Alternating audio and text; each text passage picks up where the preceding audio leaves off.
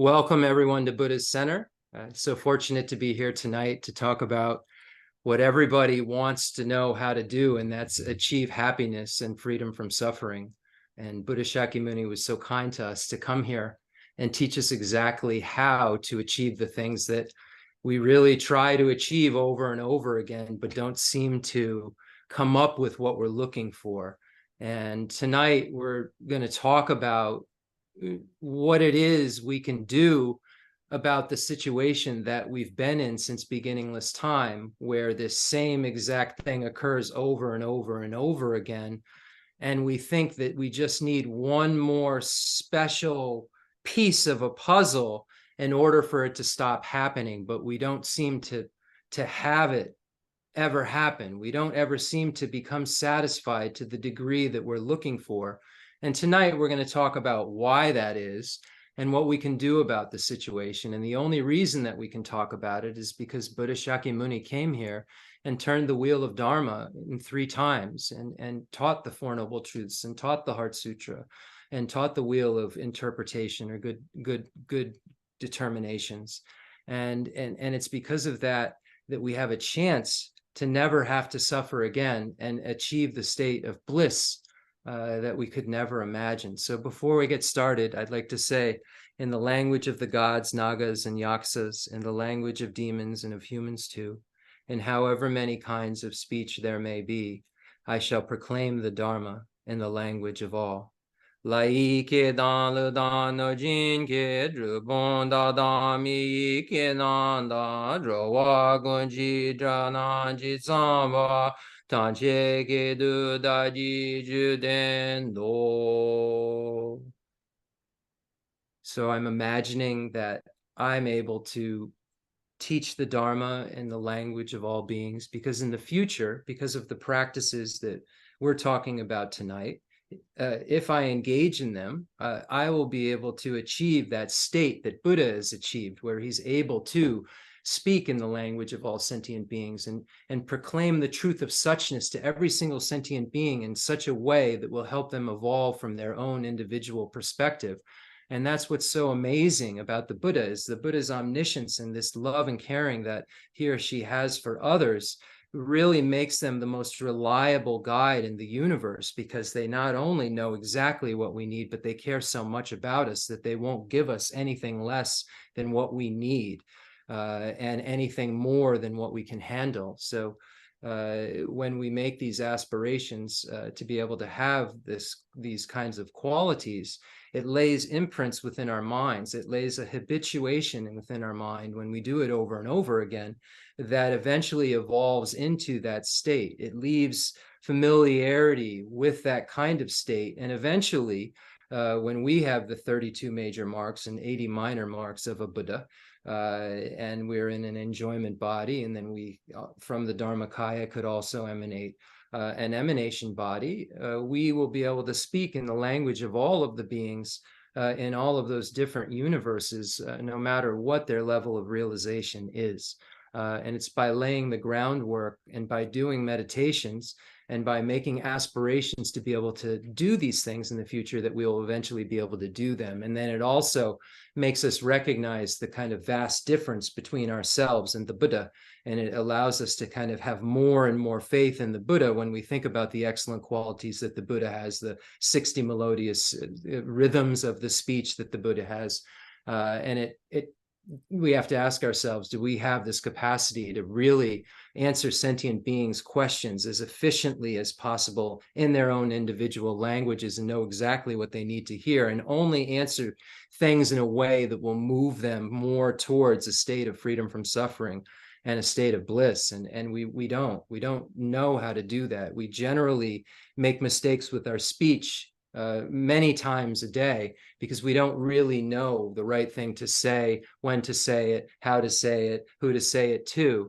And the Buddha has perfected that. So it's unfortunate that I haven't perfected that, because I could then, say exactly what it is that you need to hear in order to make you evolve, that exact thing that you need to hear. And it would hit your mind in such a way that the proliferating Buddha nature that we all have, which are those states of minds that can mature, evolve into Buddhahood, will kind of be moved in such a way and connected in such a way that it will allow us to kind of mature in that direction. So it's important that we recognize why we're doing these things so that we'll eventually be able to have the right things to say to all sentient beings, and we'll only be saying them to them for one reason and one reason only, so that they can be free from suffering and that they can achieve the state of complete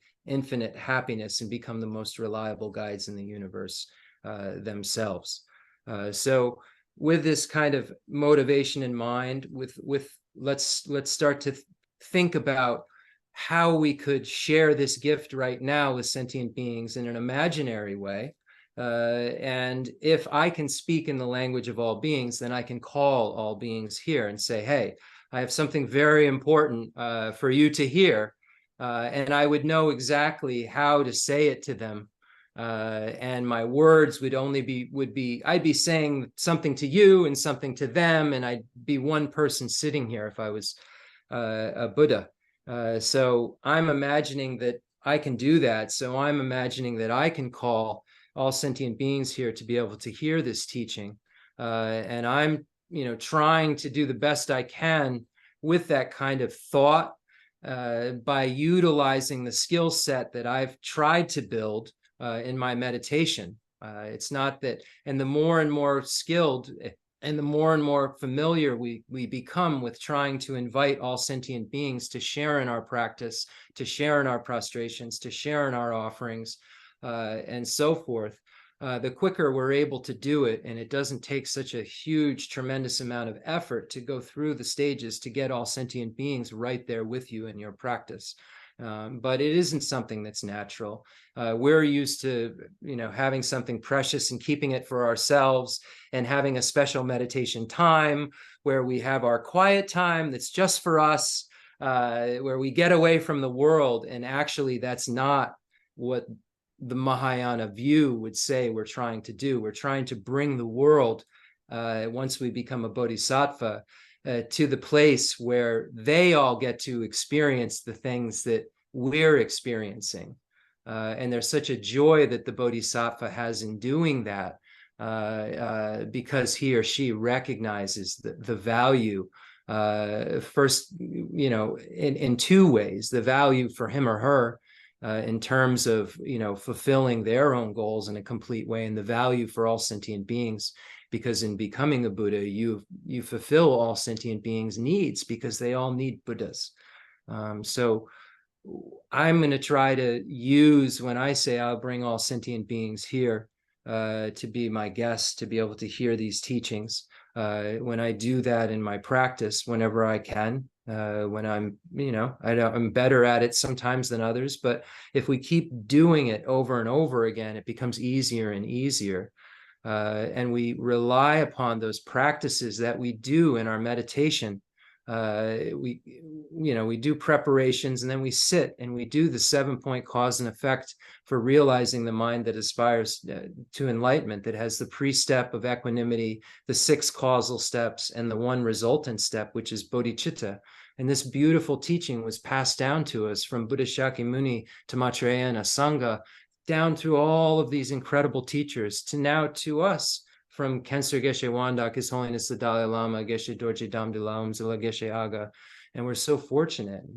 Or the practice of equalizing and exchanging self with others, where we can realize the mind that aspires to enlightenment by relying on just a couple more steps than 7, 9 steps. And we can then realize the mind of bodhicitta that's so precious. And along the way, our mind will kind of become more flexible and less tight. And along the way, as we're doing these causal practices that invoke love and bring about compassion and bring about altruism and bring about bodhicitta, while we're along that path, our calling of sentient beings to share that virtue will be able to become much more powerful. And every moment that we can every moment we're creating some sort of situation for the future. And if we can make every moment that we're in so powerful, then those moments will get us to Buddhahood quicker. It's like a time machine. It's like condensing time by making the moments that we're engaging more powerful, and making, 100,000 virtues in a minute instead of 2 or 3. And the way that we do that is by having a familiarization with a very, very, loving, compassionate, caring mind. And then also studying and knowing what the heck it is we're doing, why we're doing it. And if we can load each of those moments with the understanding of what's going on, and saying the things that are the beautiful prayers and having the aspirations that are in those prayers because we know what they mean, each of those moments becomes so much more powerful. Each of the moments that we take where we say, I'll invite all sentient beings to be my guests, becomes more powerful. So, and then also you can combine those two practices of the 7-point cause and effect for realizing the mind that aspires to enlightenment, where we do the first steps of the precept of equanimity of the 7-point cause and effect for realizing bodhicitta and recognizing sentient beings are our mothers, remembering their kindness and wishing to repay their kindness.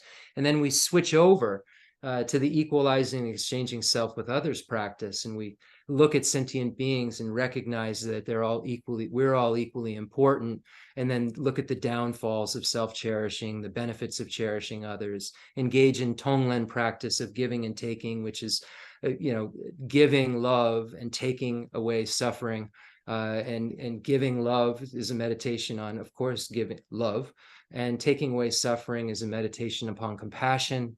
And then meditating upon this kind of switch in view where we switch this idea of cherishing ourselves to cherishing others. We kind of just switch this whole way of thinking, our mind training, our mind changing, our mind turning towards this idea that's necessary for us to experience bliss that just occurs over and over and over again, because we experience the perfect bliss in relation to our perfect relationship with all sentient beings. So we have this switch that takes place in our minds where we start to cherish them more than ourselves. And then we think about the incredible kindness, the special kind of kindness that, people who are friends, and then people who are strangers, and then people who are difficult, who are hard to, for us to deal with, how much incredible kindness, how kind they are to us because of the perspectives that they each give us on our own self-cherishing attitude, and all of the wonderful things that they do for us in so many varying ways. And then the step of altruism, where we say we'll take it upon ourselves to free sentient beings from suffering, to bring them to a state of happiness, and then the recognition that we don't have that capacity, that we must become a Buddha. May I become a Buddha for the sake of all sentient beings. So this practice allows our minds to mature and become less and less self-cherishing, more and more loving. We have this kind of attraction towards others because we're doing a practice that makes us want them to have happiness and wants them to be free from suffering, because we've been meditating on all these different formulas to make our mind think like this. So it's not something that just happens out of nowhere, that we read a nice poem about, and then suddenly our mind acts in a loving and compassionate way towards all sentient beings. This is something that we have to mature. And this is why these teachings have been taught and passed down from Buddha Shakyamuni, because the Buddhas have all recognized that the one thing that's the most powerful thing in the universe is bodhicitta. It's the only thing that, when combined with the wisdom realizing emptiness, can eradicate the obstructions to omniscience. No one who hasn't generated bodhicitta ever became omniscient. So we see that it's a prerequisite for that, because it's this most powerful virtue that, like an atomic bomb compared to other weapons, can completely obliterate the obstructions to omniscience and the afflictive obstructions when combined with the wisdom realizing emptiness. And if one doesn't have bodhicitta, but only has the wisdom realizing emptiness, the afflictive obstructions can be gotten rid of, but the obstructions to omniscience can't be. So we see that bodhicitta is the most important thing we can think of in terms of what we need to do to become a Buddha, because the entrance to the Mahayana path is bodhicitta. You become a bodhisattva when you get bodhicitta, and there's no pathway except the Mahayana path that has the final destination in terms of that actual vehicle itself. All vehicles lead to Buddhahood, but that vehicle itself, there's no other vehicle other than the Mahayana vehicle that leads to the place where the afflictive obstructions and the obstructions to omniscience are gone. And that place is called Buddhahood. That place is called Mahayana no more learning, Mahayana foe destroyer. And so meditating on bodhicitta is so important. And when we combine that with also then meditating on the correct view of emptiness, the meditation on emptiness helps us to loosen up our minds a little bit, to be more open-minded about others. And our meditation on bodhicitta makes us know that we must understand emptiness. We must understand it in so many varying different ways, because if we don't, we won't be able to fulfill our needs and all sentient beings' needs. So we see when we're meditating on bodhicitta, it encourages us. It causes us joy in doing virtue, which eventually, as bodhisattvas, even when we're having a hard time, we're having more joy than somebody who was looking like in normal ways is having the time of their lives. And a bodhisattva be being cut to pieces and still experience an immense amount of joy because of the mind of bodhicitta. The bodhicitta, Shantideva says, is like gold making elixir. It's like if you could turn anything in the world into gold. And it's like that because you can turn this impure state, this impure body, it says, into a pure one, of a completely enlightened one. So let us make sure that we're always meditating on bodhicitta. And when we look at the moments that we're engaging in virtue, let's make them as powerful as possible. And nothing simple ever made something complex happen.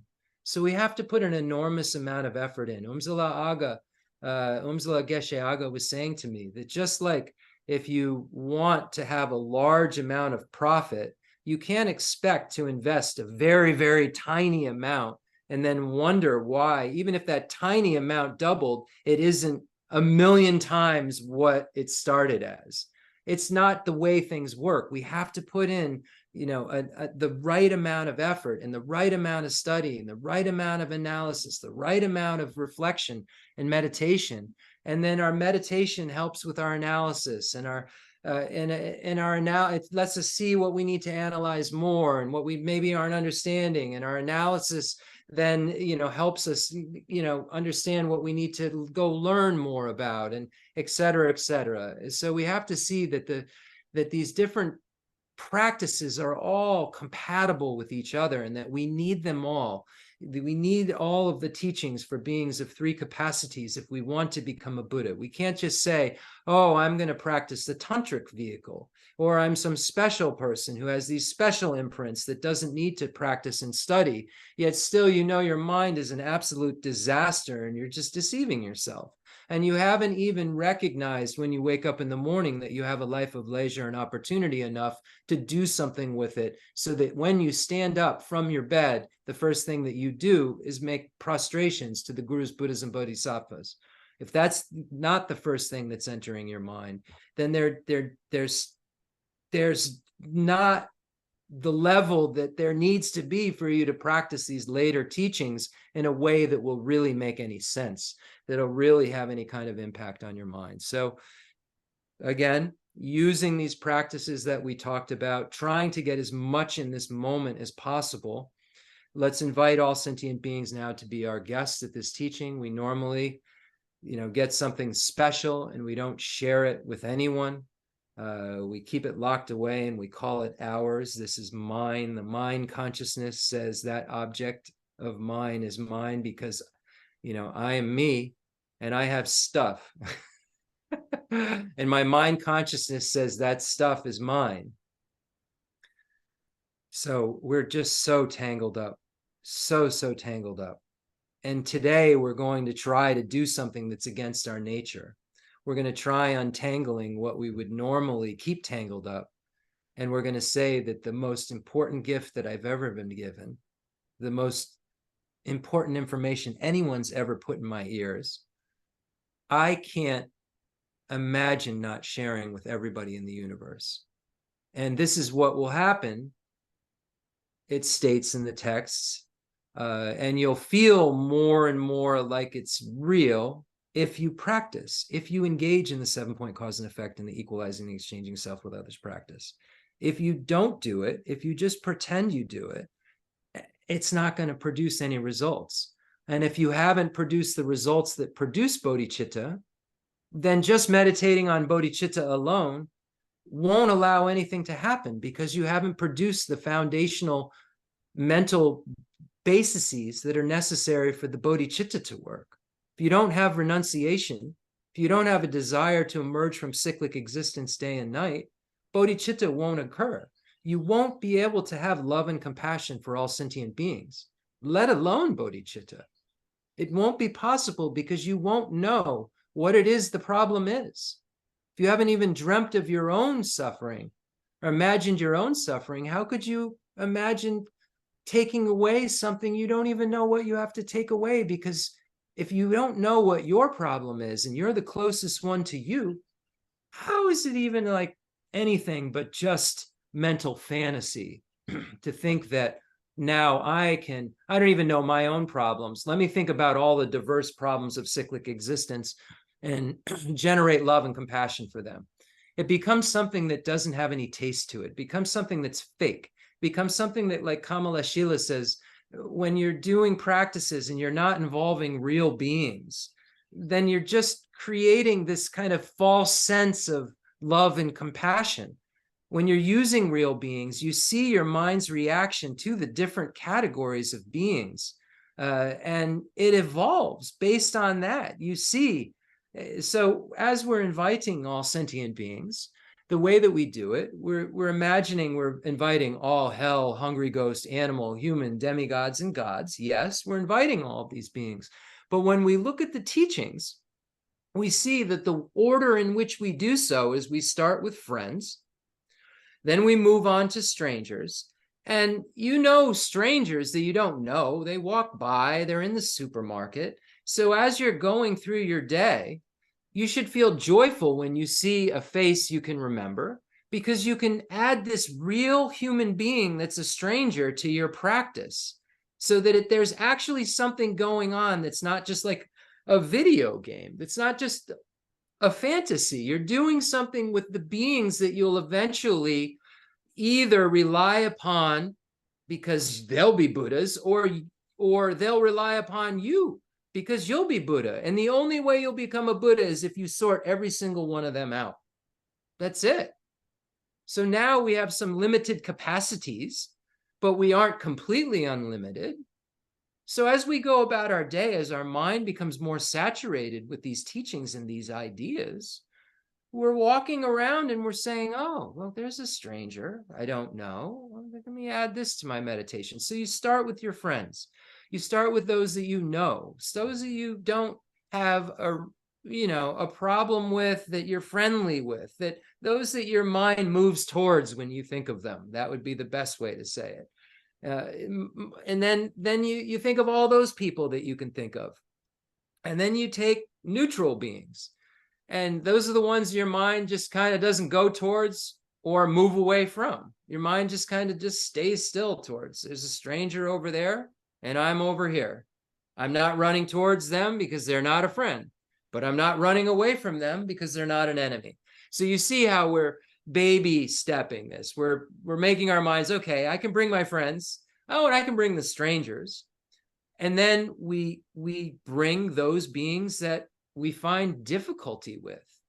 And the measure of our practice really is how willing we are and how real our practice is when we start to bring people who maybe were enemies and now are just kind of irritating, and then maybe downgraded to kind of difficult people.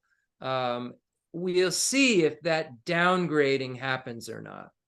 And we'll see as we invite sentient beings in what our mind does. Does our mind go crazy towards our friend and just kind of like whatever towards a stranger and just start to sweat, but still fake it and bring an enemy? Or is there just an equal feeling that's kind of happening because you equally want to help everyone? And if we remember the first step of the 7-point, the pre-step of the 7-point cause and effect for realizing bodhicitta is equanimity. It's this equal willingness to benefit all beings, friends, enemies, and neutrals, by recognizing that friends have been neutrals and enemies, neutrals have been friends and enemies, enemies have been neutrals and friends in our meditation, and that everybody's equally been, all of these things with us. And if I'm willing to help the person that's standing next to me I love more than anything in this world, it's not logical for me not to be willing to work with everyone I've had, relationships similar to this with. And if I'm not mad at her for being so unkind to me in a previous life, maybe even killing me, then it doesn't make sense just because of my short-sightedness to not be willing to help everyone. So our minds start to change when we meditate on these things, but our minds don't do anything if we don't meditate on these things. If we just take a class and hear it, or we just read like a part of a Dharma book on love and think, oh, wow, I'm making my day like a sappy love day, and I'm just going to smell flowers, and this is all I'm going to do, and I'm just going to think about how much I love my family. These are wonderful, wonderful traits to have. This sounds like a very peaceful day, but this isn't the kind of thing that's going to turn a mind like mine from the state it's in, cherishing itself more than others 24/7, to a mind that cherishes others more than myself. It's not going to evolve in time before I die. And if I die and I have bodhicitta on my mind, His Holiness the Dalai Lama says, we won't go to the lower realms, full stop. We look at the 5 paths, and it really, you have to see, get to the patience of path of preparation, technically, to not go to the lower realms, because you don't have the things that'll make it happen. But if you have bodhicitta on the mind, the projecting karma, there's one projecting karma that's going to occur at your time of death. It's going to make a new life, make a new realm, make a new existence for you that you'll think is you just as much as you think you are you right now.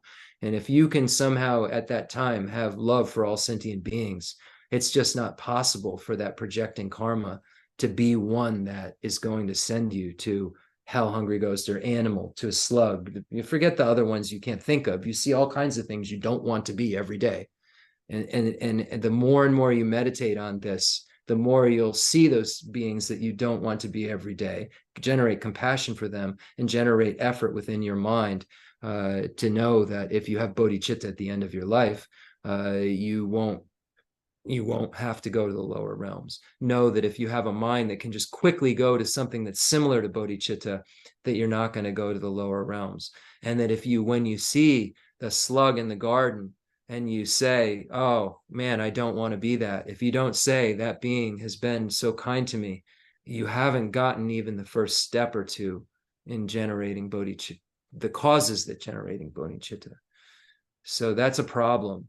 That's a real problem, because there's the major bias that's going on in your mind, and bias and attachment are really, really close friends. And moving towards non-virtue, bias and attachment and minds that don't work right are all really good friends. So,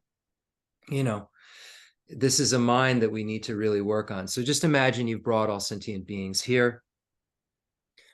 And now we'll just kind of go through the steps of the 6 preparations, because I think it's just important that this is stuff that we're supposed to put into practice. This isn't information we pile up in our mind, and then we can say more than this person, and they can say more than me. I better catch up. That's just ridiculous. It's ridiculous. We all have these different aptitudes, different karmic imprints, different predispositions. If you're trying to race someone else, you're trying to fight against like beginningless lives and beginningless imprints, and it's just not even a fair, there's no equation there. There's no way to compare. So all we can do is work on our own minds. And that's what the mind training teachings are about. That's what, all of these incredible texts come to tell us. This is what Buddha came to tell us, that it's our mind that we have to work on. The mirror of the Dharma shows us what it is we need to work on. And it's our choice whether to work on it or not, or whether to delude ourselves and just try to get involved with kind of fancy rituals or learn about things that don't generate renunciation, bodhicitta, the correct view of emptiness, and shamatha. Those are 4 things you have to have. Full stop. For Tantra, for anything, you have to have these things. You have to know what these things are. So is what you're studying moving you closer to having these realizations of shamatha, renunciation, bodhicitta, and the correct view of emptiness? Is what you spend an hour studying enhancing those 4 things? Because those are the 4 things that when you look at giving the Dharma and generosity, those are the 4 things that you have, right? You have to teach. This is what you have to show sentient beings. When we look at engaged bodhicitta and we look at what that is, we fulfill our needs by the 6 perfections, and we fulfill all sentient beings' needs by the 4 ways of gathering disciples. So we see that these practices that we're doing are all for a really very specific intended purpose for us to evolve, for our minds to evolve into the state where we can be of most help to ourselves and others. And we engage in those practices, 2 practices for ourselves and others just mentioned, all the way through the Bodhisattva path, but we can only perfectly do it once we're a Buddha. So that's what we've come to learn, is that our perfection only comes about through the Bodhisattva path. And the Bodhisattva path only comes about through this foundation of renunciation that comes about from understanding the teachings for beings of small capacity, or shared in common with beings of small capacity, where we learn about just wanting to get out of the lower realms and have a good next life so that we have a chance to practice. So it's so important that we apply these teachings and that we actually make them make something out of our mind, that they aren't just that our lamas, these kind beings that have come here, didn't waste their time. They didn't spend all those days teaching us and all those hours of study and reflection and knowing exactly what to say, how to say it, when to say it, who to say it to, for no reason. That it landed. I'm here to say that in my limited capacity to Khyentse Geshe Wandak Rinpoche, that it landed in my mind, and that I know that there are states of my mind that can mature to perfection, because I've seen beings who have seemingly matured to states seemingly to be perfection, and they did so starting from a mind like mine. And I've seen the proliferating Buddha nature in my own life, because very kind of dark states of mind I used to always abide in have transformed by opposite states of mind slightly enough to know for me to know that 100% there's been maturation, there's been a maturity that's taken place. So we can apply these teachings, the beauty of it is, and then check our minds and then see if something's happening after not a week or 2, just keep doing it, after a month or 5 months, 6 months, 1 year, 5 years, 10 years, 15 years, 20 years. I mean, we're willing to put the time in to achieve all sorts of nonsense in our lives. So I just can't stress enough how grateful I am to have met with these pure teachings and to take them seriously, and to know that everything that I chased after, I always wanted to just be happier, satisfied, or just a little less suffering. And I tried so many things that weren't this, because I didn't know this. And then someone told me this, and it didn't stop me running. But I was sprinting, and then I was jogging, and then I was speed walking, It's slowed things down to the point now where my mind works so much more realistically than it did 5 years, 10 years, 15, 20 years ago. There's markers there, and you know your markers. And if you don't have those markers, so it's okay. I'm not trying to make a comparison here. I'm just saying that I'm someone who was definitely not inclined towards abandon evil, engage in perfect virtuous practices, subdue your mind unless it was some external way to subdue my mind. And now I'm someone who's really, really interested in subduing my mind and engaging in perfect virtuous practices and abandoning evil. And so anyone on the earth, most people would say something's matured there. There's been something that's taken place. People who knew me would definitely say that. Not like this maturity that is incredible, but there's something is different. Something's different in my mind because it's my mind. I know it. And others, I think, would perceive, who saw me maybe at some time in my life begging for change, would agree with me. So we invite all sentient beings here now, and we engage in now the 6 preparations. So we clean the room thoroughly. So we're now in a new room. We cleaned it, and we arranged images of enlightenment. And then we put out offerings that we obtained honestly. So the first step is, cleaning the room and assembling images of enlightenment. And then after that, putting out offerings that you've gotten in an honest way. And then getting into the 7-point Vairocana posture and checking to see, where are we at? Really, that's really what we're doing. Okay, where is my mind at? I'm now in a physical position that's most conducive in terms of channels and winds and blood flow and all of this stuff to being able to have a clear mind. How is it doing?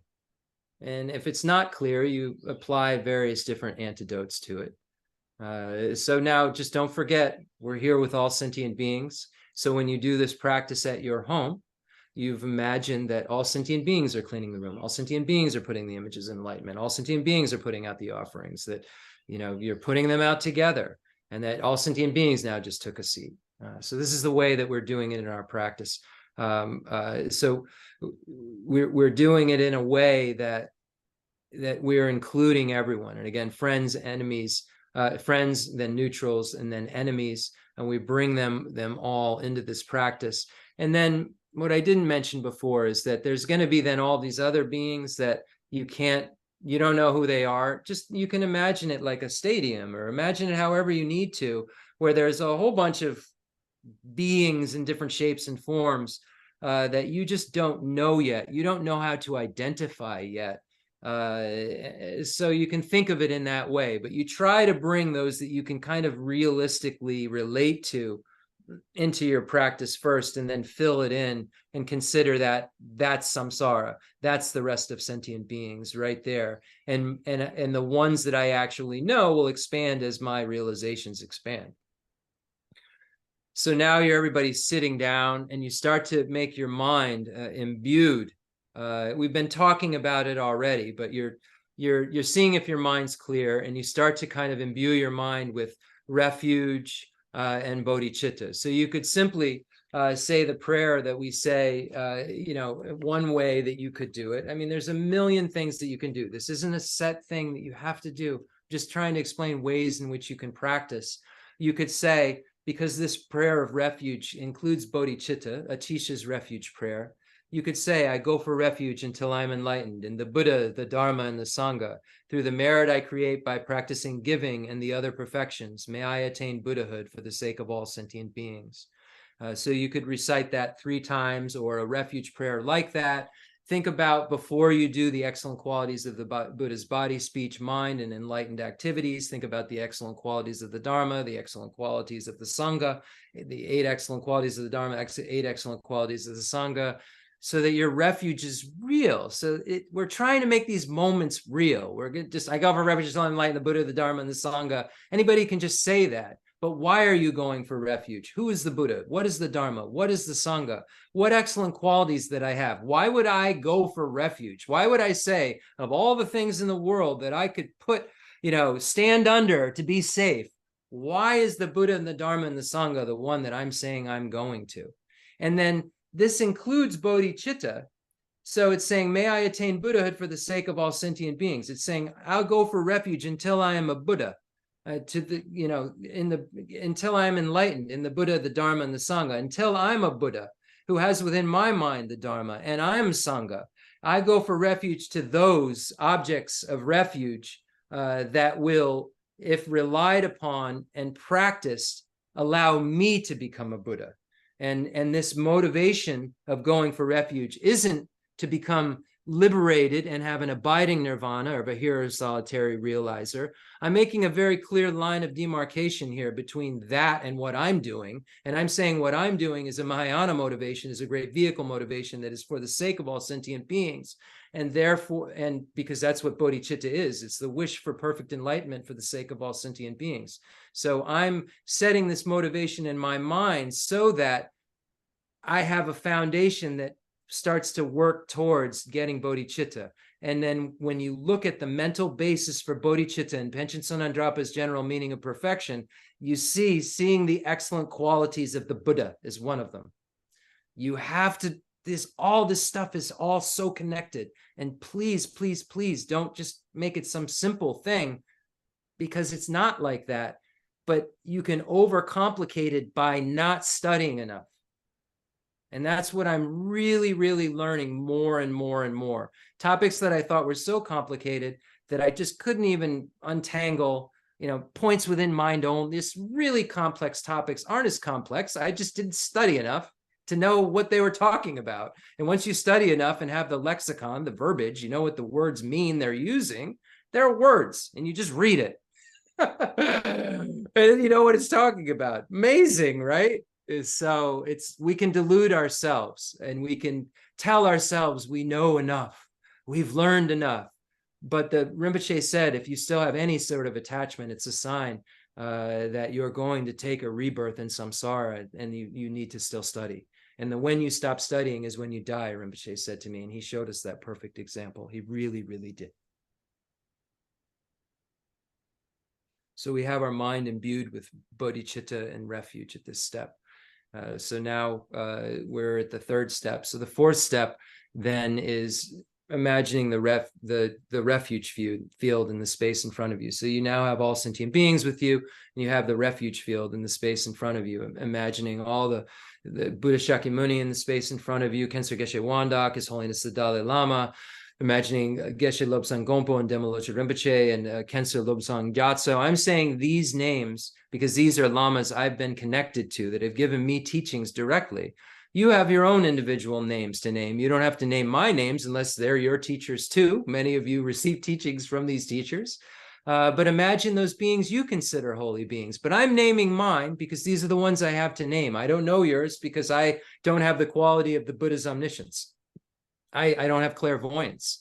I'm lacking skills in order to really, really help you in the most immense way. So you have to help yourself in this case and think of those beings that you consider holy, like the beings I'm mentioning, like Geshe Dorje Damdula and Umzala Geshe Aga and Geshe Mala Tenzin Ladrin and Jeffrey Hopkins and Lama Alan Wallace, these holy beings that we'd be really lost without these instructions and these clear, concise, pure understandings. We'd be so lost. Imagining these holy beings, the beings of the extensive deeds lineage passed down from Buddha Shakyamuni to Maitreya and Asanga and Basu Bandhu and Dignaga and Dharmakirti and Vimuktasena and Haribhadra. And what's interesting is Vimuktasena and Haribhadra commented on the perfection of wisdom, the Abhisama Alamkara. So we consider them within the lineage of the extensive deeds in terms of those practices, and they're commenting on the Abhisama Alamkara. But be clear, they held the Madhyamaka view, the Madhyamaka, Svatantrika Madhyamaka view. So I just want to make sure everyone's clear when we're mentioning names. You're thinking, oh, that's mind-only school. I'm speaking of the extensive deeds lineage in terms of passed down from, they commented mostly on the mother, on the ornament for clear realizations, on the perfection of wisdom sutras that the Ornament for Clear Realizations comment on. So Haribhadra, Muktasena, Gunaprabha, Shakyaprabha, and Lama Salimpa and Atisha, and then the profound view lineage passed down from Buddha Shakyamuni to Manjushri and Nagarjuna and Buddhapalita and Aryadeva and Chandrakirti and Shantideva and Baba Vega and Chandrashita and Kamalashila, all these holy beings, Lama Salimpa, again, Lord Atisha, imagining the lineage of blessings passed down from Vajradhara, Sarahama, Tripa, Tilopa, Naropa, Lotsawa, Marpa, Jitsamilarepa, Jagam, Popa, and then imagining then Atisha's passing down to Drontompa, all of these combined lineages together, that incredible lay disciple Drontompa. Drontompa is passing down the Lamrim to the 3 old Kadampa lineages, and imagining all the holy beings of the Nyingma, Padmasambhava, Sakya, Satya Konganipo, Sakya Randawa, Satya Pandita, the Kaju lineage with the Karmapas, imagining the Galupa lineage with the Lamatsongkhapa, Kirtubje, Jelsupje, imagining Pension Sonandrapa, Jayan Sheba, Basuchuji Jetson, Janjarupi George, Gonju Jimmy Wampo, Jitsumpa, all of these incredible beings, the 7th Dalai Lama, the Pension Lamas, all of these holy beings that have elucidate these teachings that we hear, highest Yoga Tantra deities, performance Tantra deities, action Tantra deities, all of the 35 Buddhas, all of the protectors, they're all here in the space in front of you. So now we have the merit field in the space in front of us. So the next step that we do in the 6 preparations, so that is step 4.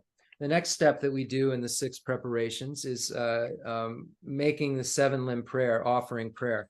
So we'll read from the prayer of noble conduct in order to do that. And just the beginning part of the 7-limb prayer. We're not going to read the whole prayer of noble conduct.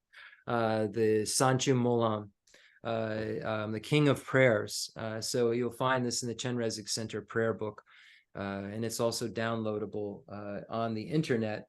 Those of you at the Chenrezig Center site, that's where I got this from. So it starts out with a translator's homage. I prostrate to the youthful Manjushri. So you're imagining that you and all sentient beings are now making this 7-limb prayer to the merit field that we just explained. So no more details. So now we're going to make this prayer and just listen to the words. Listen to how you would be making these prostrations along with all sentient beings and offerings, and everyone's confessing their downfalls because they know downfalls are no good. So the whole world is just getting cleaner and lighter as you're doing this practice. You're feeling it, this rejoicing. Everyone's rejoicing in the whole universe at once in virtue. Feel that in your practice. And I don't mean to sound like some what is it?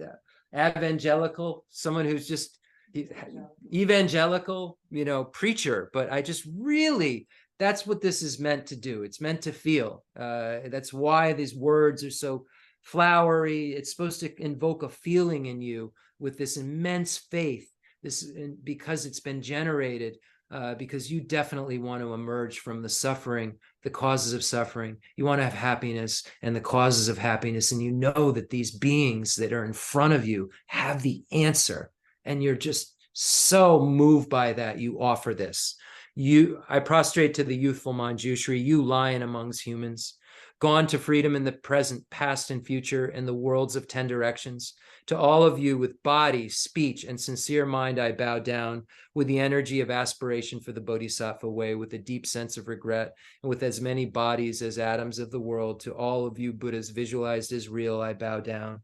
On every atom are Buddhas numberless as atoms, each amidst a host of Bodhisattvas. And I am confident the sphere of all phenomena is entirely filled with Buddhas in this way, with infinite oceans of praise for you and oceans of sound for the aspects of my voice. I sing breathtaking excellence of the Buddhas and celebrate all of you gone to bliss. Beautiful flowers, regal garlands, sweet music, scented oils, parasols, sparkling lights, sublime incense. I offer to you, victorious ones, fine dress and fragrant perfumes, sandalwood, powder heaped high as Mount Meru. I offer wondrous offerings in spectacular array. I offer to you, victorious ones, with transcendent offerings, peerless and vast, with profound admiration for all the Buddhas, with strength of conviction in the Bodhisattva way. I offer and bow down to all the victorious ones. Every harmful action I have done, with my body, speech, and mind, overwhelmed by attachment, anger, and confusion. All these I openly lay before you.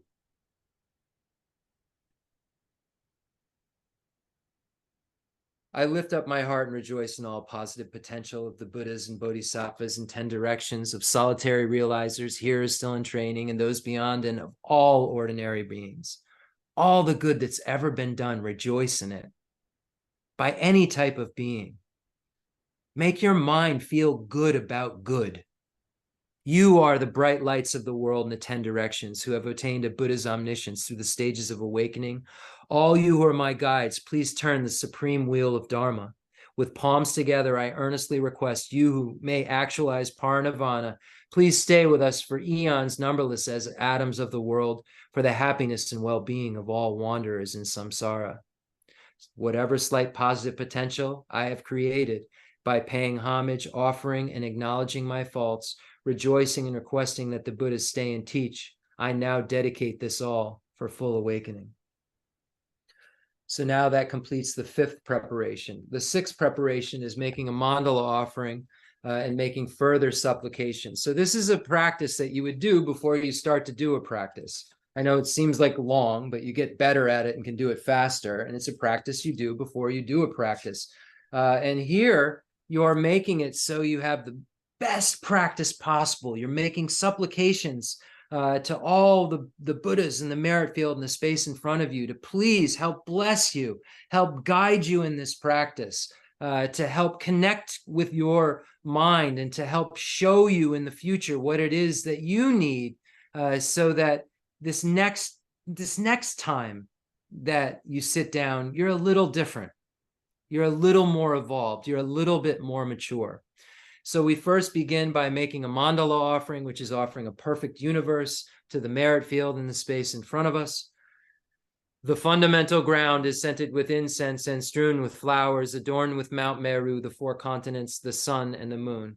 I imagine this as a Buddha land and offer it. May all sentient beings enjoy this pure realm. So normally when we're sitting, we just make this mandala offering. That's the short mandala offering. Normally, when we recite this before the teaching, we do like a request for teaching within the mandala offering. But right now, I'm just going through how you would do that. You would do the short mandala offering, and you would still have the mandala open as a mandala offering. You're still offering this perfect universe, and while you're offering this perfect universe, saying, "May all sentient beings, I offer this, this perfect universe to the Buddhas." You're saying then, may you help me evolve. May you help me understand shamatha, whatever it is that you're working on maybe that day in your practice. May you help me to first do a meditation on all of the stages of the path. And then may you help me please work better at, making my mind more acquainted with the human life of leisure and opportunity, or death and impermanence, wherever it is that you need more work. You're making these supplications that may the Buddhas and Bodhisattvas please bless me, please be able to help me. Like in the source of all my good, it says, bless me to perceive, bless me, bless me, bless me. These are supplications that you're making in the source of all my good. So this is what a supplication is. You could even put the entire source of all my good into the mandala offering if you want, making these aspirations. So whatever it is that you want to work on, just be ready. Be really honest that you want to work on it, because the Buddhas are listening and they will intervene and help you work on it. So just be prepared for that and want that. So then you make these supplications, and then you say, I send forth this jeweled mandala to you, precious Guru. So now these are the 6 preparations. And then if you look at the chapter in the Great Treatise on the Stages of the Path to Enlightenment, this is all in. And then it says, now you sit down and tell your mind what to do. It's like now, you've got these preparations, and now whatever it is, you've done all this preparation. May I please bless me to do this. Now you sit down and you do exactly what you said you wanted help with, what that blessing, you're connecting all of this. You sit down and you said, oh, please help me to meditate on the stages of the path. You sit down and you say, okay, mind, now I'm telling you what to do. instead of you just doing what you want to do. And what I want you to do now is, I just said, I supplicate the Buddhas to help me to please realize the best way to meditate through the stages of the path. Now I'm going to tell my mind to go through that meditation on the stages of the path. And then I supplicated the Buddhas and Bodhisattvas, please help me to get better at understanding life of leisure and opportunity, so that I wake up in the morning and I understand what I have and I want to take its essence. And that's the first thing that I do.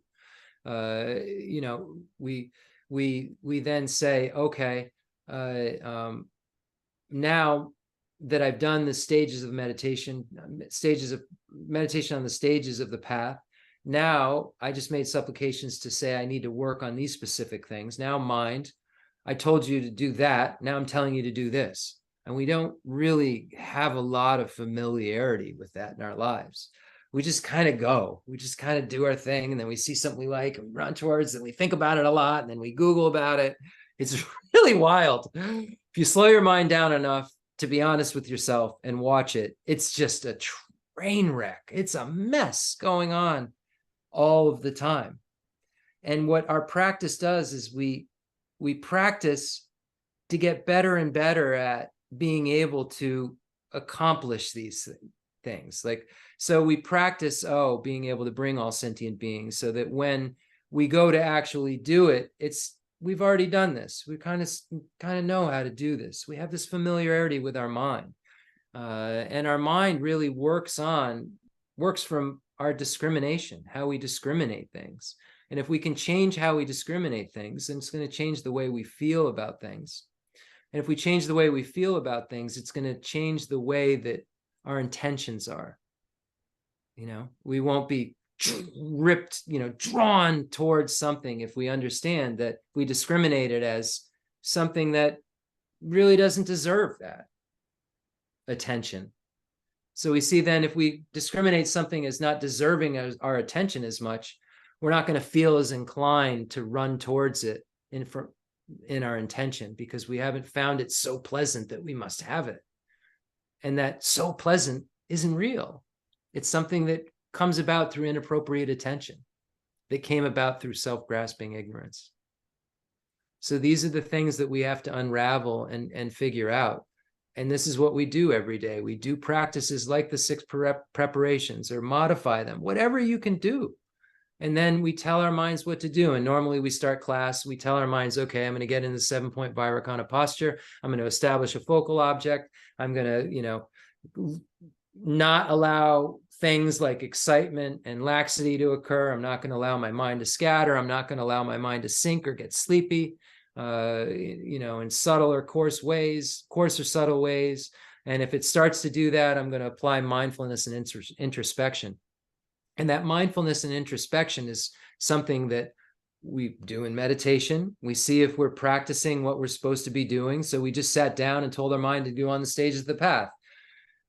Okay, mindfulness is we're supposed to be meditating on the stages of the path. Introspection is the spy in our mind. Are we meditating on the stages of the path? Then after that, we told ourselves we're going to meditate on life and leisure, or death and impermanence. Is that what mindfulness, are we mindfully doing that? Is the spy catching it doing something else? If it is, in either of those cases, if the spy is catching the mind not doing what you've told it to do, then you've lost the mindfulness, and mindfulness needs to grab the object back. And the spy in your mind, introspection, is like a radar detector on the side of the road that's checking speed, and that goes off if there's speeding. The introspection goes off if there's excitement or lethargy. So these excitement and lethargy happen when we're doing analysis.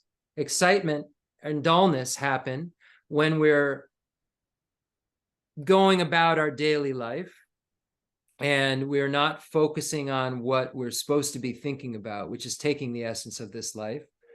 And then it's easy for us to loosen our mind up and then just forget everything that we're supposed to be doing and start behaving in ways that are contradictory to the Dharma. And if we don't have a familiarity with having a spy in our mind, we just will have forgotten what we're supposed to do and we'll just act like jerks. But if we are acting like a jerk and we have a spy in our mind, we've become familiar with policing our mind, allowing to police our mind, then the radar detector will say, hey, we're not supposed to be acting in non-dharma ways, and we're going to. I promise you, we're not supposed to be acting in non-dharmic ways. Ding, ding, ding, ding, ding. All right, I need to somehow apply an antidote to whatever this mess I've gotten to is. Whatever the antidote that's going to work here, you only know the antidote if you study, if you've applied them before, if you've analyzed what are the antidotes, you've heard what the antidotes are, you've analyzed how to use them. When the problem happens, if you don't have that learning and analysis of it, you won't have that that meditative ability to be able to react in a way that isn't crazy. So this is just practice, and this is just what we have to do over and over and over again if we want to mature our minds. There are no shortcuts. There is no, quick money-making opportunity. There are some of us who may have imprints, me not included, that could allow, some of you who may have imprints from a past life that you just need to hear, all phenomena are not inherently existent because they dependently originate. And you suddenly remember that things are only subjectively existent, that there is nothing objectively within the object to establish as it, holding itself up from its own side. And you'll know that, and suddenly you'll just see everything as mere designation of thought and dependence upon some sort of basis of designation. But if that's not happening, if you're not seeing like illusion-like appearances and apprehending them as such because you recognize that ultimately they're not findable under ultimate analysis, right after you hear a statement like that or a syllogism, then chances are you're going to need to do what I need to do, and that's study what the 4 essentials are, and the diamond slivers are, and the 7-point analysis of the chariot is, and what are the 16 emptinesses are, and what are the 20 emptinesses. I'm guessing that you may need to do that like I do, and really have to sit down and try to come up with a game plan around how I'm going to not get mad at those people who are, I find to be difficult. I'm going to need a game plan because I can't seem to win that game of not reacting on my own. And thank goodness we have these teachings to show us how to be such more realistic, incredible beings, because we have this Buddha nature, we have this ability to mature. All these beautiful states of mind that we have that just aren't perfect can mature to perfection. And that's what the proliferating Buddha nature is. And the mind's emptiness of inherent existence is that permanent feature, this emptiness of having something that's set. It's permanently not something that's set in a way that it can't be transformed, because it isn't imbued in such a way that its nature is stained in terms of our mind. Our mind isn't naturally this mess. We have this mind that is just in the clear nature of clear light and unsullied, that we just haven't discovered. We haven't been able to go to the depths of our mind to the point where we can then somehow experience a bliss by recognizing its emptiness. We haven't been able to do that, but we can if we follow the steps that get us there to doing that. And the steps, unfortunately, are figuring out what are the downfalls of cyclic existence? What are the benefits of getting bodhicitta? What are the steps to getting bodhicitta? What does emptiness mean? What's the object of negation when we speak of emptiness? What is it that we're not? Do things exist? Yes. Do things exist inherently? No. What's the difference between existing and inherently existing? How do we thread that needle so we're not in the middle, so that we are in the middle, that we aren't falling into an extreme of absolutism or an extreme of nihilism? How do we know? How do we know that we've only negated that which is inherent existence and not existence? How do we know that we've taken away enough so that we don't have something that's still standing there that can't possibly be in reality, and that's going to make us not a Buddha, that's going to make us not be able to even achieve an abiding nirvana, here a solitary realizer, nirvana? We've got to find this out. We have to really be able to hit that middle that's beyond extremes, that only the Madhyamaka Prasangika view has found. That's the only view. When we look at the views below it, they're still grasping and they don't have the view. They have some of the view, they have parts of the view. It's a staircase to the view. If you don't understand the lower staircase, it's not a kind of staircase you can jump stairs. It really isn't. I used to think it was a staircase you could jump stairs and that I was really smart. My Madhyamaka Prasangika view makes good sense on paper. But when you start to really untangle what the meaning of it is, you start to have to find out that you need to know that things are, empty of a self, a person, of a permanent unitary independent self, a person, and empty of a autonomous substantial reality, and emptiness of true existence, and emptiness of inherent existence, and true existence meaning the same thing.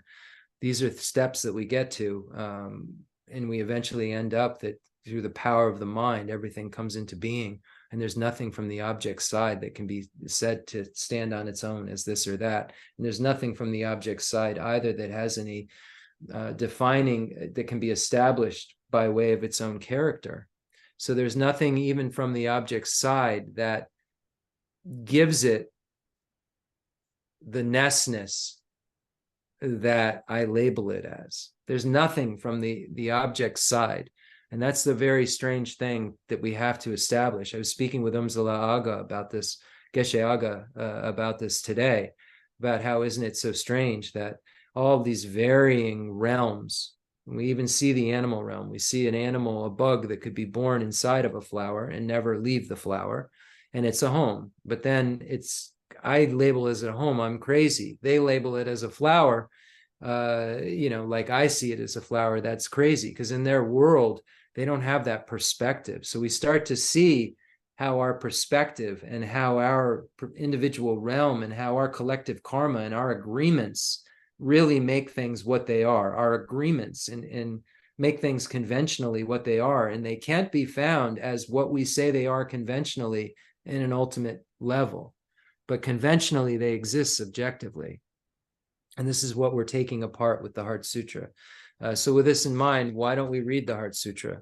I think that's a fantastic idea. So the Heart Sutra explicitly talks about that which I just mentioned, that final view, the middle way, consequence view, the Madhyamika Prasangika view that says that all phenomena lack inherent existence because they dependently originate. So externally, this teaching is just about that. This is a definitive teaching. The second turning of the wheel of Dharma is a definitive teaching that has to be added to the first turning of the wheel of Dharma, as His Holiness the Dalai Lama said the other night when we were watching him on a video teaching Shantideva, that you have to add this understanding of emptiness, the second turning of the wheel of Dharma, to the first turning of the wheel of Dharma. And that's why it's an interpretable teaching, because you have to add the emptiness to the Four Noble Truths that's expounded in the Prasangika view, because it was really the intended recipients of the first turning of the wheel of Dharma were the Vaibhashika and Sautrantika view holders. They weren't the Prasangika view holders, but the Vaibhashika and Sautrantika school view is not the final view. It's a view that is the best thing that Buddha could teach to them at the time for their own individual minds to mature, but it isn't the final view. And when compared to the final view, it doesn't stand up. It still leaves something standing that can't be standing, or in some of the schools takes away too much that needs to be standing. So we have to try to figure out how to get to that place that is the middle. And you cannot achieve the state of nirvana without the middle way consequence view. So what was taught in the first turning of the wheel of Dharma in terms of selflessness, if not interpreted by the second turning of the wheel of Dharma, will not even get you to the nirvana that's spoken of. Because when we look at the origin of suffering, the origin of our suffering is grasping at all phenomena as being inherently existent. That's the root of it. And the first turning of the wheel of Dharma doesn't present that. And it has to be interpreted because of that. So we talk about the Four Noble Truths and how important they are, But if we don't have this second turning of the wheel of Dharma, the Four Noble Truths will not liberate you from cyclic existence. If you only have the Vaibhashika Sautrantika view and couple it with the Four Noble Truths, you will not be freed from cyclic existence. You will not see emptiness. You will not, be able to abandon the afflictive obstructions. It's just not possible, because what causes them hasn't been gotten rid of, and it's not taught in the first turning of the wheel of Dharma. And the third turning of the wheel of Dharma, we won't get into, but the third turning of the wheel of Dharma leaves too much behind, and also takes away externality, and then leaves too much behind in intrinsically existent mind. So then the third turning of the wheel of Dharma that teaches us about Buddha nature has to be interpreted by the second turning of the wheel of Dharma as well, because the mind is empty of inherent existence and there is externality. And that is what's taught in the second turning of the wheel of Dharma, the Madhyamaka Prasangika view that everything's empty of inherent existence, but there is externality. So this is the definitive teaching. So fortunate we have these kind teachers to sort this out. I hear so few people be able, besides these kind teachers I've had, to be able to sort these things out. And they just, with ease, can sort these things out.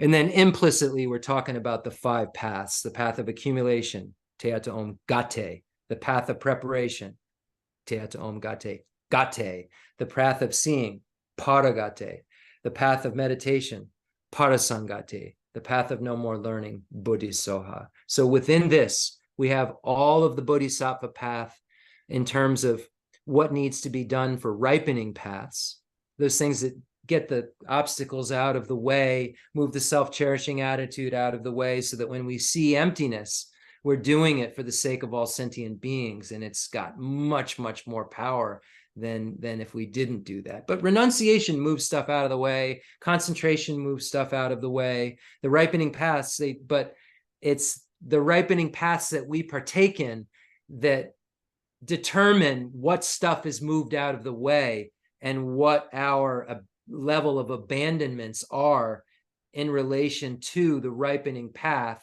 because the liberating path, the wisdom of emptiness, is the same emptiness. There's not degrees of emptiness. There's only a non-affirming negative that you must have a yogic direct perception of in order to say you've become an Arya, no matter what vehicle you're in. So the ripening paths are those things that push us. If you have renunciation only and no bodhicitta, then you'll have a hero solitary realizer realization and a level of abandonment. And if you have bodhicitta, then you'll have a bodhisattva's level of abandonment, and eventually Buddhahood, the state of a Mahayana foe destroyer. The Sutra of the Heart of Transcendent Knowledge. Thus have I heard once, the Blessed One was dwelling in Rajagriha at Vulture Peak Mountain, together with a great gathering of the Sangha of monks and a great gathering of the Sangha of Bodhisattvas. At that time, the Blessed One entered the Samadhi that expresses the Dharma called profound illumination. And at the same time, noble Avalokiteshvara, the Bodhisattva Mahasattva, while practicing the profound Prajaparamita, saw in this way. He saw the 5 skandhas to be empty of nature. Then through the power of the Buddha, Venerable Shariputra said to noble Avalokiteshvara, the Bodhisattva Mahasattva, how should a son or daughter of noble family train who wishes to practice the profound Prajaparamita? Addressed in this way, noble Avalokiteshvara, the Bodhisattva Mahasattva, said to Venerable Shariputra, O Shariputra, a son or daughter of noble family who wishes to practice the profound Prajaparamita should see in this way. Seeing the 5 skandhas to be empty of nature, form is emptiness, emptiness also is form, emptiness is no other than form, form is no other than emptiness. The same way feeling, perception, formation, and consciousness are emptiness. Thus, Shariputra, all dharmas are emptiness. There are no characteristics. There is no birth and no cessation. There is no impurity and no purity. There is no decrease and no increase. Therefore, Shariputra, in emptiness there is no form, no feeling, no perception, no formation, no consciousness, no eye, no ear, no nose, no tongue, no body, no mind, no appearance, no sound, no smell, no taste, no touch, no dharmas, no eye dhatu up to no mind dhatu, no dhatu of dharmas, no mind consciousness dhatu, no ignorance, no end of ignorance up to no old age and death, no end of old age and death, no suffering, no origin of suffering, no cessation of suffering, no path, no wisdom, no attainment, and no non-attainment. Therefore, Shariputra, since the bodhisattvas have no attainment, they abide by means of Prajaparamita. Since there is no obscuration of mind, there is no fear. They transcend falsity and attain complete nirvana, all the Buddhas of the 3 times by means of Prajaparamita, fully awakened to unsurpassable, true, complete enlightenment. Therefore, the great mantra of Prajaparamita, the mantra of great insight, the unsurpassed mantra, the unequal mantra, the mantra that calms all suffering, should be known as truth, since there is no deception. The Prajaparamita mantra is said in this way: Teata Om Gate Gate Paragate Parasangate Bodhi Soha. Thus Shariputra, the Bodhisattva Mahasattva, should train in the profound Prajaparamita. Then the Blessed One arose from that samadhi and praised noble Avalokiteshvara, the Bodhisattva Mahasattva, saying, Good, good, O son of noble family. Thus it is, O son of noble family. Thus it is. One should practice the profound Prajaparamita just as you have taught, and all the Tathagatas will rejoice. When the Blessed One had said this, Venerable Shariputra and noble Avalokiteshvara, the Bodhisattva Mahasattva, that whole assembly in the world with its gods, humans, asuras, and Gandharvas, rejoiced and praised the words of the Blessed One. Kala jube nejo dambane ngushe duju ngai dudo jendru baba lama yi bujinzi nizung gandro so la chatselo agasamara jeshanda razamara vera. Tia donga de gate paragate parasangate buddhizo baba gancho sonje gai de medoji she lobodoji mebodoji shewadoji dragi baji meditation danji she din korea soha kirin donja je she wada midun nebe janandra wada dumba jin bonzon so joji daji de janden da de le oh. And then we would normally make the mandala offering. We already made a mandala offering. We already talked about the prayer of refuge. And then what I just like to do now, because I think I've said enough, I just want to make sure that nobody has any questions. It's 8:24. We're supposed to end at 8:30. I want to be respectful of the time, but I also want to make sure that there isn't anything that people want clarified or have a question that I have the ability to answer, and I don't, because I don't offer for you to ask a question. So if anybody has one, if not, we can just do the dedications and so forth. So okay, that's what we're going to do, the final dedication, and we'll make a concluding mandala offering and dedication prayer to as a kind of thanksgiving for this talk that we was able to be given because of all of these incredible beings that we mentioned when we mentioned this merit field, and that we mentioned so that we connect with them, so that we will always in all of our lives be able to hear the names of Chandrakirti and Nagarjuna and Khensur Geshe Wandak and the Dalai Lama and Geshe Dorje Damdula, and however they need to present themselves to us so that we can evolve, because we need their help so much. And the only reason that we have a chance is because of the help of our kind teachers who have these incredible 10 qualities that Khensur Geshe Wandak certainly did, found in the Mahayana Sutra Alamkara. Those incredible, beautiful things that you can read about, and you'll agree with me if you knew him, he possessed. And we're just so fortunate to have His Holiness in the world, and Geshe Dorje Damdu in the world, and Jeffrey Hopkins still with us in this world and still working to try to clarify words, to try to make words easier for us to understand so that we could too understand Jayan Sheba. And Khensur Rinpoche told me that I would need to understand Jayan Sheba because his teacher said he would need to understand Jayan Sheba. The textbook writer for Gomong University, who's, as Genla Jeffrey Hopkins says, puts rocks next to rocks that you're supposed to figure out how they connect. And because he is so skilled, but they really do, if you can take the time to look at it. And when we look at Professor Hopkins' work, we look at Meditation on Emptiness, and we look at all of the incredible texts that he translates on the UMA site. I don't know the exact name of the website right this second, but you just look up UMA Tibetan translation, you'll find this website that just has so many incredible texts that have been translated on it, and so many of Jayan Sheba's texts, and so many of the great masters that have been around have helped to contribute to the understanding of these texts. And I really encourage you, all of you, to go on and just see the work that someone like Professor Hopkins has done, and just rejoice, because Zalman Tsongkhapa said the easiest way for us to get virtue is to rejoice in others' virtue, because it tells our minds we want to be like that.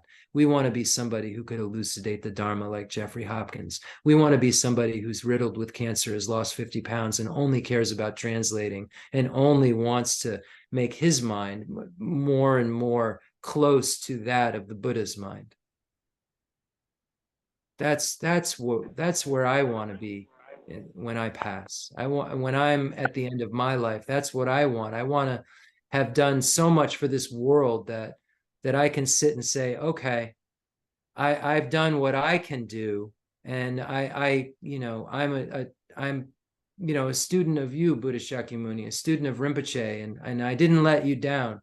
I didn't sully your noble lineage. I did some things that an ordinary being's going to do that I regret, but I have really, really tried my best to keep moving every part of my life towards that goal that they've all promised me that I could reach. So that being said, the fundamental ground is scented with incense and strewn with flowers, adorned with Mount Meru, the four continents, the sun and the moon. I imagine this is a Buddha land and offer it. May all sentient beings enjoy this pure realm. I dedicate whatever virtues I have collected for the benefit of the teachings and of all sentient beings, in particular for the essential teachings of Venerable Losandrapa to shine forever. I send forth this jeweled mandala to you, precious Guru. I dedicate all this virtue to emulate the knowledge of the hero Manjushri, and likewise Samantabhadra as well, with whatever dedication is praised as supreme by all the conquerors who traverse the three times. I also dedicate all my roots of virtue for the sake of auspicious deeds. In that pure land surrounded by snowy mountains, you are the source of all benefit and happiness. All-powerful Avalokiteshvara, Tenzin Gyatso, please remain until samsara ends. Prayer of supplication to Namgyal Khentsur Geshe Wandak Rinpoche.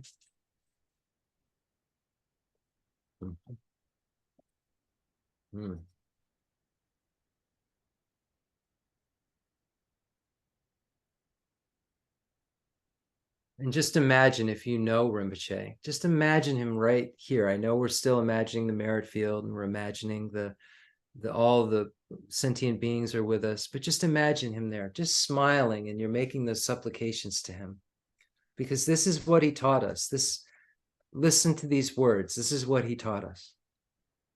Homage to Khentsur Geshe Wandak Rinpoche, our precious spiritual friend, who is inseparable from Aryatara.